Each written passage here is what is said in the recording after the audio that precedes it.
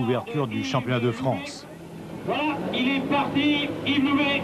Cette année, un grand battu, Yves Loubet, qui sort dès le deuxième chrono. Changement de revêtement, passer d'une partie avec un goudron très abrasif sur un goudron très usé.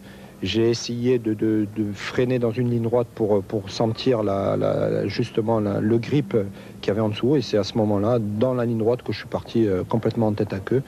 Je pense sur probablement un aquaplaning ou un revêtement. J'ai probablement touché les freins au moment où il ne fallait pas les toucher. Et ça a été fatal. Dès lors, et compte tenu des conditions climatiques très sélectives, l'essentiel pour chacun est de préserver sa position. En tête, l'Italien Fabrizio Tabatone et sa Lancia Delta intégrale. Derrière lui, meilleur représentant du championnat français, Bernard Béguin et sa Ford Sierra Cosworth 4x4.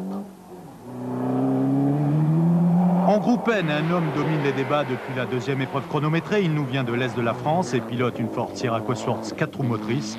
Jean-Hugues Hazard, vainqueur final en groupe N. À gauche 80 et droite et gauche 80 ronds. Droite et gauche 80 ronds.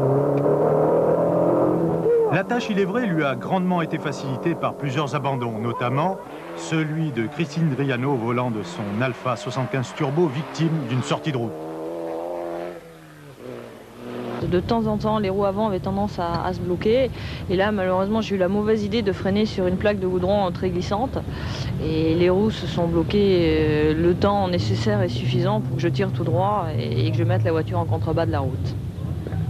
Sombre dimanche pour Béguin, assailli de problèmes mécaniques, il ne finira que troisième.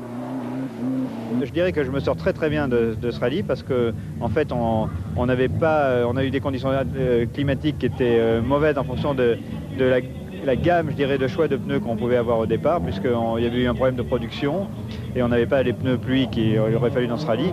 Et on a vraiment limité les dégâts. J'espère que on aura une explication sportive, bien entendu, au prochain Critérium alpin. Et qu'il faut que Yves garde le moral de toute façon, et il y aura aussi César Baroni, et je pense que le championnat va être beau.